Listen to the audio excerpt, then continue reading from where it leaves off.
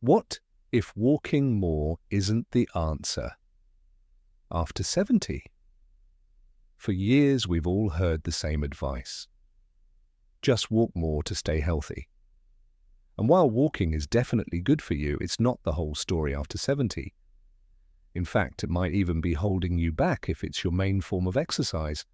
Now, don't get me wrong, walking isn't bad, but once you reach a certain age, your body's needs change. And if you're still relying only on long walks, you could be missing out on the 5 key things that actually help you stay strong, steady, and mentally sharp well into your 70s, 80s, and beyond. In this video, we're diving into 5 powerful practices that go beyond walking. They're backed by the latest research in aging, brain health, and long-term mobility. Stick around till the end. Making even small shifts in these areas could help you avoid injury, stay independent, and add years of better living to your life. 1. Leg strength through resistance training. One of the biggest myths about aging, that walking is enough to keep your legs strong. Truth is, it's not. While walking does help with endurance, it doesn't do enough to prevent age-related muscle loss, which starts speeding up after 70. To stay firm, functional, and steady on your feet, your legs need resistance. Something to push against. Let's take George, 76. He walked 3 miles every single morning. Great routine, right? But over time, George noticed his legs felt shaky on stairs. He struggled to get up from low chairs. Eventually, he fell while reaching for a book. His doctor explained what no one had told him before. Walking doesn't activate all the key leg muscles you need for stability and balance. If you're not challenging those muscles, the ones around your hips, thighs, and knees, they start to weaken even if you walk daily. Here's the good news: you don't need a gym or heavy weights. Simple moves like bodyweight squats, seated leg lifts, standing heel raises, and resistance bands a couple of times a week can make a huge difference. The key? Consistency and choosing exercises that target both the front and back of your legs, because here's the truth. When your legs are strong, you stay strong.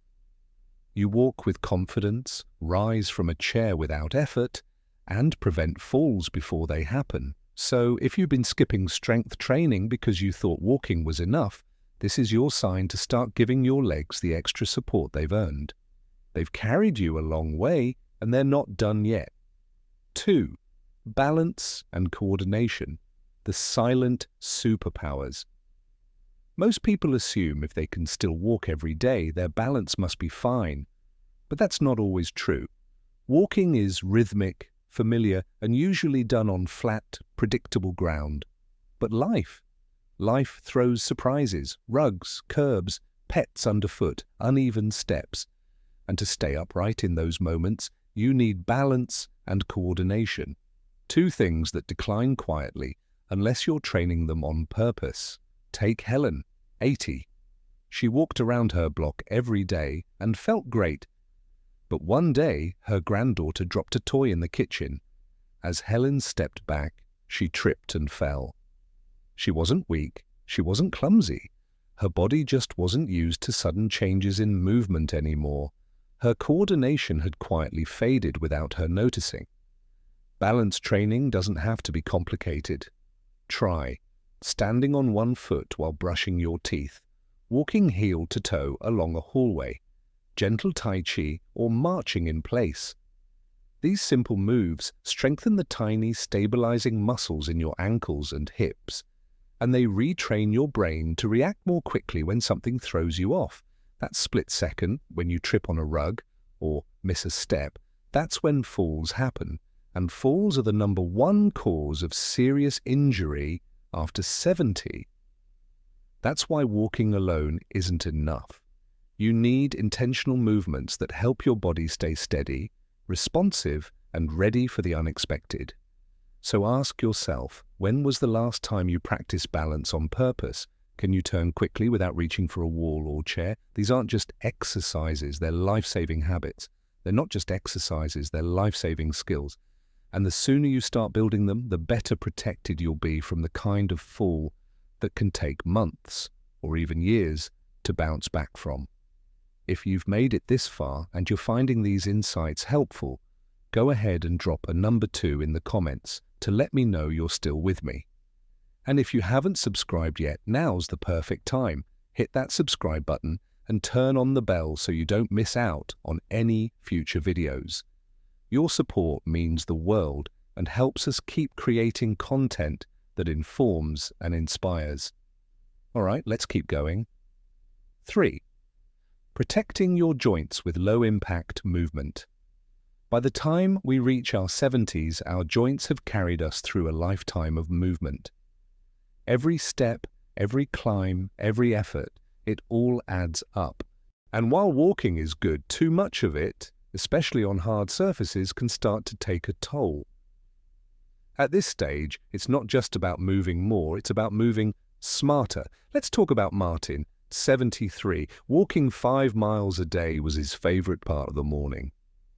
But over time, his knees started to ache. He heard more clicking and popping when he stood up. Stairs became a chore, and not because he was tired, but because they hurt. Eventually, he started walking less, not because he wanted to, but because he had to. When he spoke to his doctor, the advice surprised him. The problem wasn't the walking itself, it was how he was doing it. Long walks on pavement with stiff joints were wearing his cartilage down step by step. This is why low-impact movement becomes essential after 70. Things like gentle stretching water, aerobics or swimming, seated mobility exercises, hip circles and floor-based stretches, riding a recumbent bike. These kinds of movement help you stay flexible and mobile without grinding down your joints. It doesn't mean you have to give up walking altogether. Just don't let it be your only form of activity, and definitely don't ignore the signs when your joints are asking for a break. Here's how to give your joints the care they need. Warm up before any movement. Wear cushioned shoes with real support. Avoid hills or uneven ground if they cause discomfort. Most importantly, listen when your body whispers, so you don't have to hear it scream later. A lot of people push through joint pain thinking they're doing the right thing, but longevity isn't just about pushing forward, it's about preserving what matters most. Your knees, hips and ankles are irreplaceable, and if you want them to keep supporting you into your 80s and 90s, you've got to treat them with care. Walking less doesn't mean giving up, it means evolving. And your joints will thank you for it, every step of the way. 4. Keeping your brain sharp with mental stimulation. When most people think about staying healthy after 70, their minds go straight to physical exercise, but there's another muscle that needs just as much attention: your brain. Sure, walking keeps your blood flowing, but it doesn't challenge your brain the way intentional mental activity does. And if you're not giving your mind something new to chew on, you might be missing a huge piece of the healthy aging puzzle.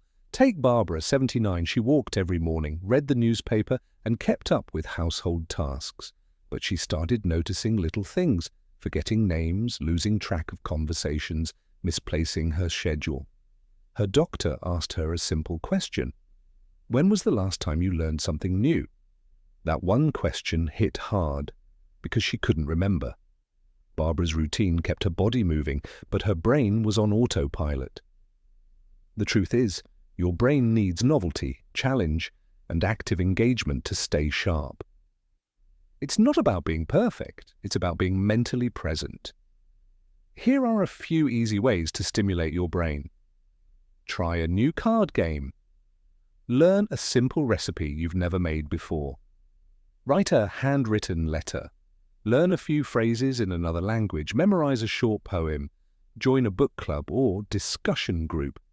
Each of these activities activates parts of your brain that walking doesn't touch: memory, logic, creativity, attention span, all the things that help delay or even prevent cognitive decline. Even better, research shows that purposeful mental activity can improve mood, reduce depression risk, and give your energy levels a boost. Because while walking can become routine, learning something new wakes your brain up. So if your days feel stuck on repeat, same shows, same chores, same headlines, it might be time to shake things up. Challenge your mind, even just a little, because staying mentally active is one of the most powerful ways to protect your independence and your joy.